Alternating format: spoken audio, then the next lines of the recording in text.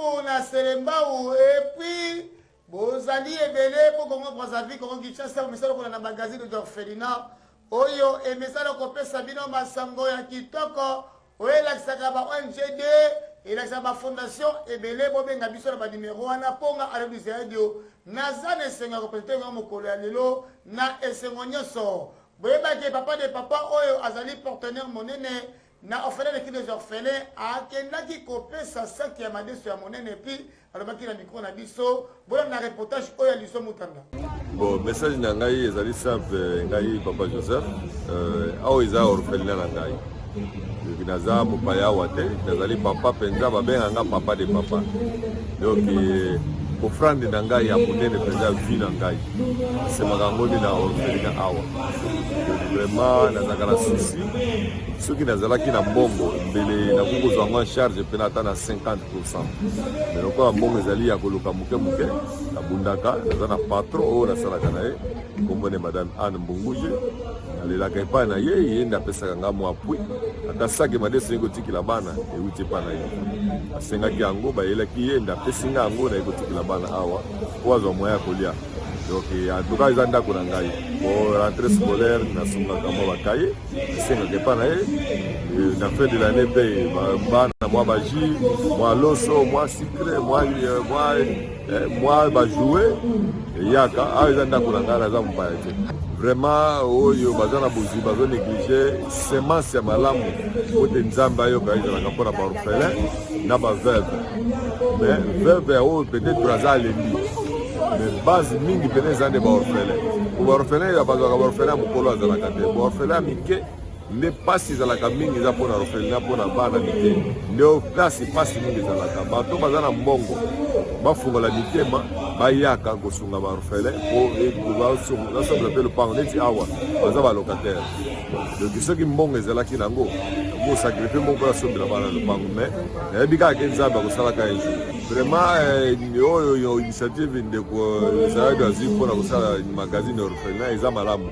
po bato mosusu balukaka esika nini orphelin ezali mpo akende kosunga ozomona baorphelin eza ebele na Kinshasa mais bato mingi bayebaka baadresse te mais à travers ya magazine ya orphelin oyo bato mosusu mpe bakoluka mpe kotuna adresse bakomona mpe bakoseretrouve ke baya kosunga baorphelin oyo baza kati ya orphelin awa ya cri des orphelins awa na Ipene na aveni Marine. Merci. Azali numéro 1 ya la fondation nyonso ba orphelin ville ya Kinshasa akokuta sa 001 yepe na oba pesa ka epa nzambe akendaki kotika yango na hôpital Lisungi la commune ya Monga Fula bolanda reportage oyo.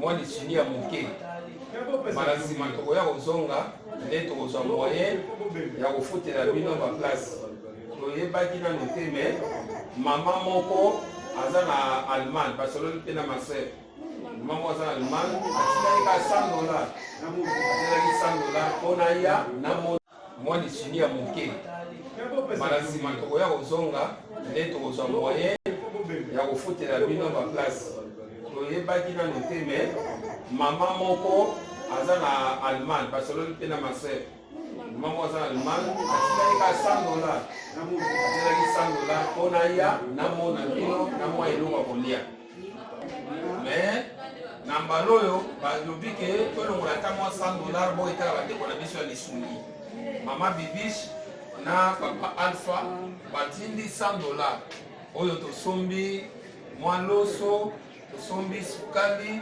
tosombi bapake ya baji tosombi na bagato tosombi na savon akosukola monganga parce que toyebi ke l'hôpital kozawa eza baplace bamicrobe ezalaka fuko ozala na savon monganga mpona bamicrobe wana tomemi na $100 oyo batindaki donc biso tolie ata 10 na bino te mbala nsima soki bakoya nde mpona mbongo ya kobimisa baoyo bakoki te mpona kobima na hôpital donc eza Lisungi oyo mama Bibiche atindi mpona bino na papa Alpha yango toye nzambe asunga bino bokabola mwa moke wana ya motema malamu mpe lokola bino mama Bibiche na papa Alpha mobali na ye na Allemagne mwa eloko moko ata ya moke to ya kotikela bino toye na loso toye na sukali toye no epi bagato oyo eza kuna na biro bamama bakoya bakabundela bino po ke ozwa ata mwa parti ndenge basololi na maser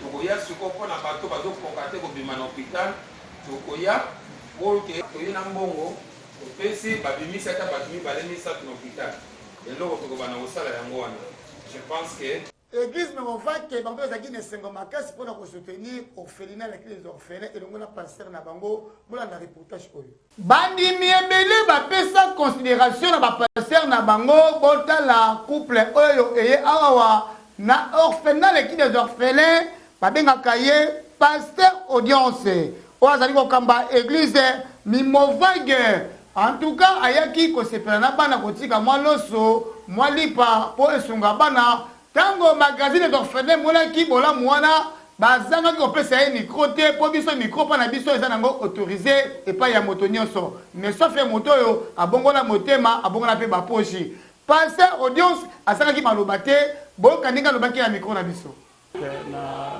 pesi mbote na ONG le cri des orphelins orphelinat ndenge bandimi koyamba biso. Alors, ce qui toyaki awa, c'est parce que nde tolobaka batamiti ya malamu eza na mwana nzambe moko madame Linda Cliff Mushia nde alobaki nanga pasteur naza na besoin koliesa baorphelin nde tomekaki kotambola tomoni le cri des orphelins nde toyaki lelo mpona kotika oyo mama mwanaki nango mpona kolesa baorphelin nde ntina ya visite na biso yango wana me nakoki koprofite mpe na nsima ya micro na bino mpona kolanse message na batamite ya malamu esika koya kotika mbongo yangoyo esika koya koseme yangoyo nga moko namoni bacondition bana bazali oui baza bien bazwa soin na bango mais vraiment ezosenga ke batamite ya malamu baya kosunga bana oyo tu na ville ya Kinshasa partout na Congo bokotala biso meme libanda toya na mbongo toya kosunga initiative oyo baorphelin ya esika oyo baza sous préavis donc bazobimisa bango nano bazwi esika te.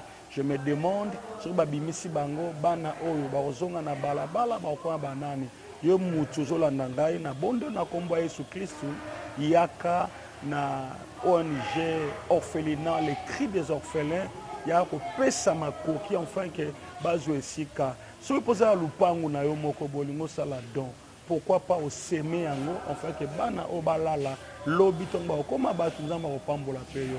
C'était ça l'information à l'ancien à bana nzambe basali ya nzambe bato nyonso mutu ya malamu voire même peu gouvernement na biso nzambe akopambola. Ok na moni initiative ya malamu na cri des orphelins baza vraiment organisé baza même na magazine na bango na koti ti na bureau na moni ba matériel.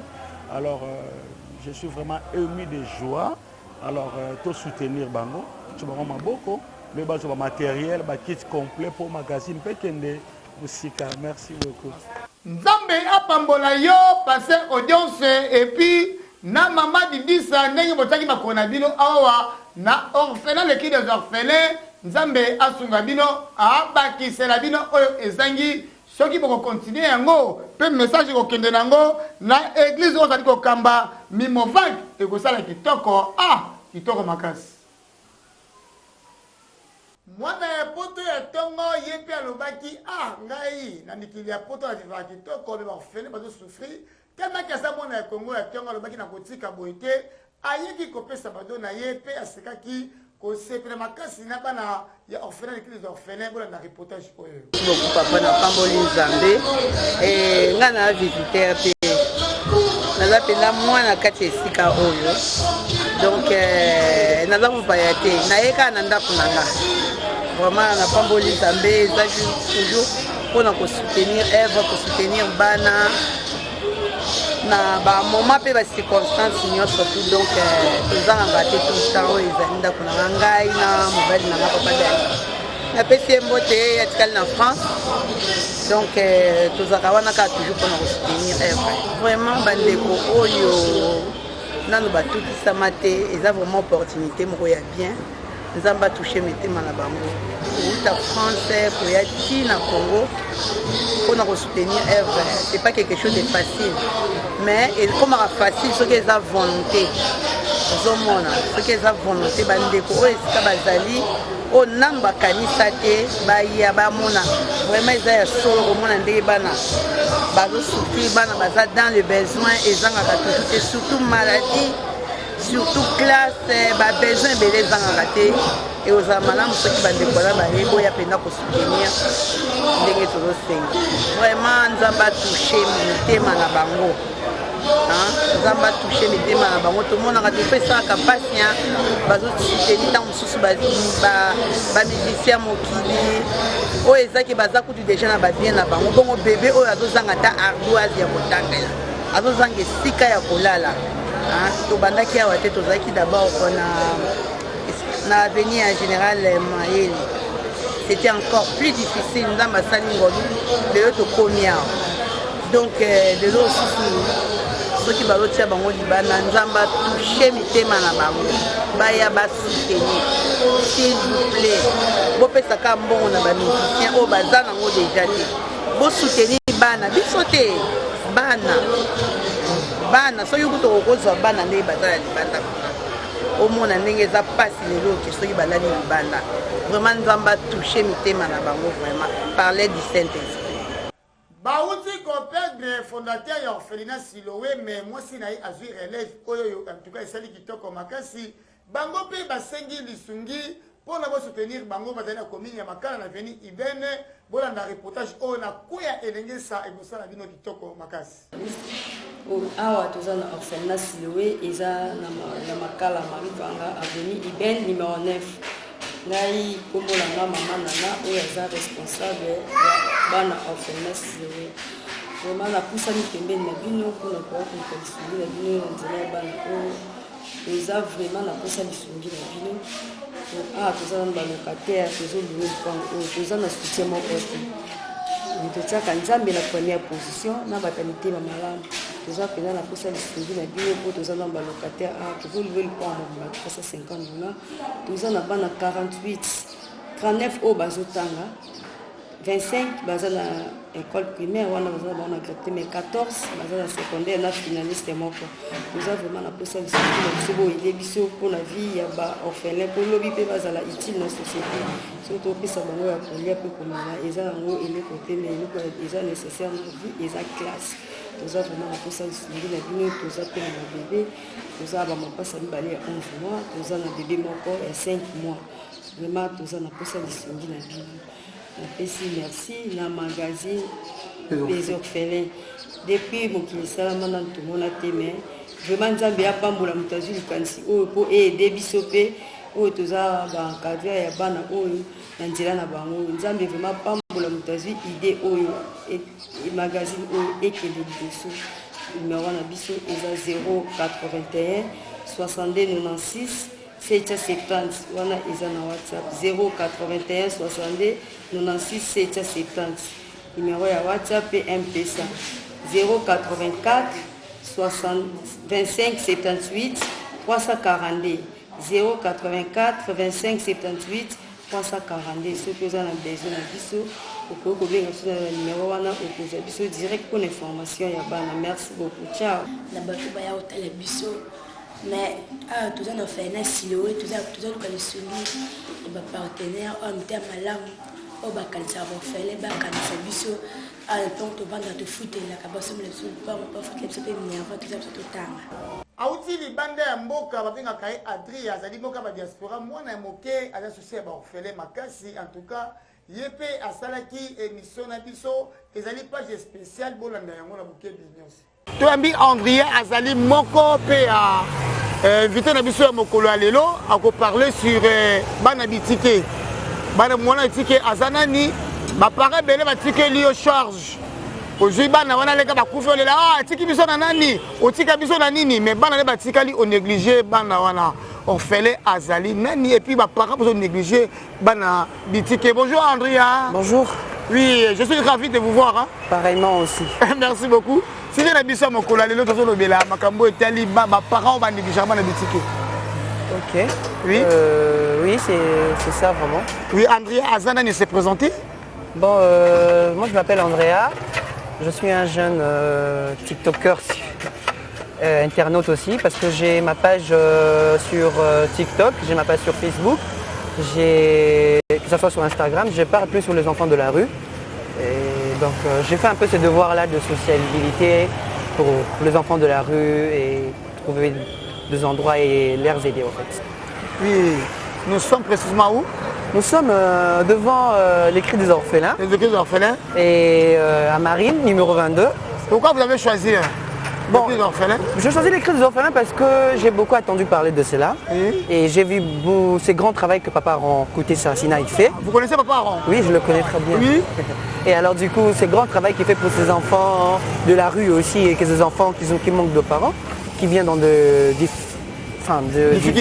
difficultés des familles. Oui. Et j'ai voulu venir rendre visite et voir, aider aussi et faire ce qu'on peut. Ça va, merci beaucoup. De Ebisa qui vit notre télévision et ça vraiment radio. Andrea, toujours le Belalelo, Banabitike. Moi, les Tika Zanani. Bon, un enfant, moi, les tickets, un enfant qui manque de parents, un enfant qui est pourvu de ses parents biologiques, que ses parents soit sont morts, que ses parents soit les négligent pour quelconque situation. Parce qu'on n'a pas seulement des orphelins qui ont perdu parents, mais non aussi orphelins parce qu'on est rejeté par la famille, parce qu'on est soit sorcier, soit avec des défauts particuliers qu'on a en nous en fait. C'est ça. Ça va, merci beaucoup. J'avais bien entendu, je pense qu'Andrea Azolo va vraiment malamou. Dans ma cambo Italie, orphelin, orphelin, ils ont la catégorie. Et Belenga, il peut être orphelin, Nazala qui orphelin.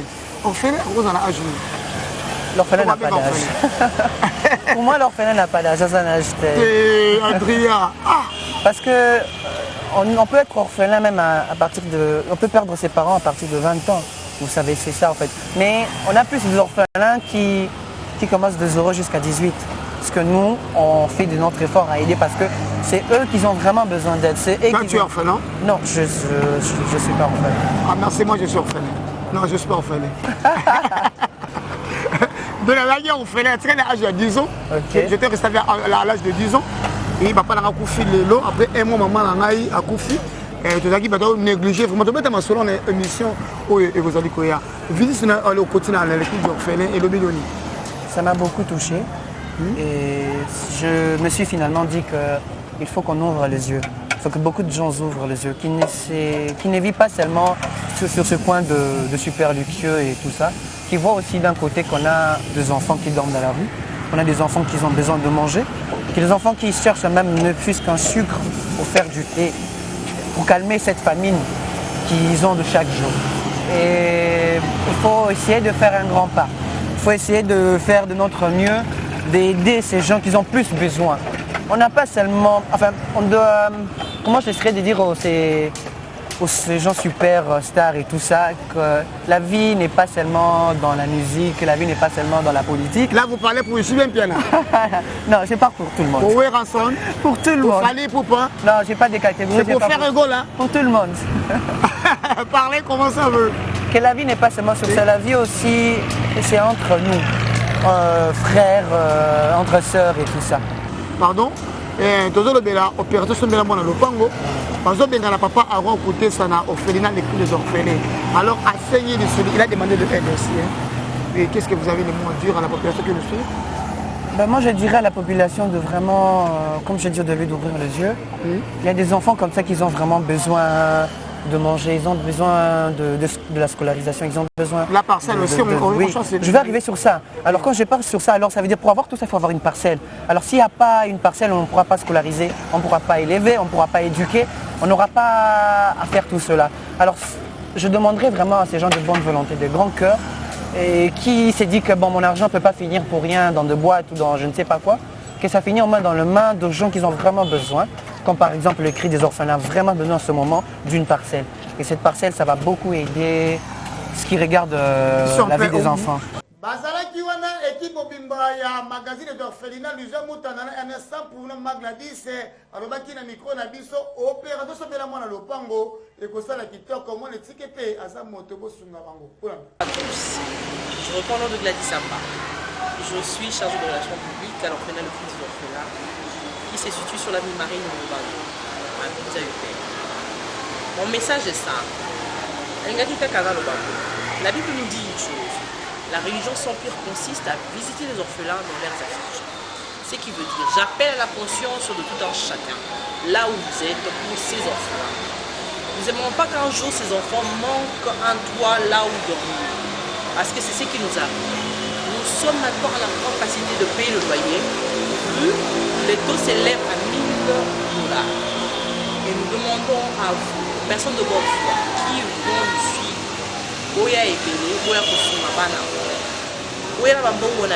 l'argent ne fait pas, on dit toujours l'argent ne fait pas le bonheur, mais moi je peux dire maintenant nous avons besoin. Parce que tous en avons besoin, banao bazan et sika kola la ti. Boya, vous foutez la banane. Pas biso na ba numéro et koleka na bas de prendre la bino, on a orphelinat Le Cri des Orphelins. Donc aussi on a bino boya, bana oyo bosombe na bango ne puisque ata eteni ya mabele, oyo ekopesa ke bana na repos bala malamu. Mais oyo pe amoni ki akokana kosomba eteni te, akoki koya na ba fond na ye, afutela bango ne puisque loyer. To bengi bino bisika bonso bozali, boya bufutela biso ta. Merci beaucoup. Bazali ma partenaire ya Le Cri des Orphelins, orphelinat et Fanta Masolo qui toque en avenue Marie numéro 22 na commune ya Ngaliema. Hôpital Les Chandeliers, responsable de Nango, alobaki akosunga 32 enfants en charge bon reportage. Babenga ye na kombo ya couple pe babenga ye papa lebe ozali médecin directeur pe médecin principal awa non hôpital Les Chandeliers. Botunanga nini ba service eza ebele awa na hôpital oyo. Yango ayambaki 32 orphelins. Oye bazali ko kamema epa ya arokutesa 001 awa na orphelinat Le Cri des Orphelins. Alobaki na cause charge na bango ata charge ya bakeleki ya batterie botunanga nini alobaki ade mobimba opération pe vina bango mobimba ti bakokende na mokili ya Nzambe ye akoza charge na bango sauf que ye akufa te Nzambe pe abenga ye te yango awa baservice eza ebele awa bazali na médecine générale bazali na médecine interne bazali na gynéco bazali na chirurgie pédiatrie ophtalmologie nyonso ezali awa soki oye okoza solution planification lokola balobi obelaka maladi oyo buka pe solution eza nango awawa yango tokosenga bandeko ya Ngaliema nyonso boya awa na hôpital oyo Le Chandelier vous allez copier sa solution kitoko. Référence ezali na église de dernier jour na avenue Bumba numéro 16+, quartier toujours Bumba. Balobi masolo si efanda kitoko awa solution eza nango normal. Po bakufene kutu bazola bango déjà solution bongo yo kutu soko ye oza papa na mama na yo. Okonyoko mate. Boyene ezalaka kitoko makasi. Bozalaki ebele pe na sepelaki makasi ngai moko bana tiango bana ya bumbu surtout na venu lubaki en tout cas na sepelaka na bino et Steph Manana na peso bambote na papa Sebasika bozali po bozali ba partenaire numéro 1 ya magazine ko bolandaka biso chaque 18h puis réduction na biso ezalaka 8h juste merci na sima ya caméra ezalaki Ernest production mutanga na sima ya régie finale en tout cas ngana bino to kabwani to kutani moko alobi soki Yesu Masia akozonga te me na pesi bambote na ngai epa ya iketi soki bolonga ni Alain Luziadio na bana na nyonso Nzambe zo lokumu po bonga na lokumu.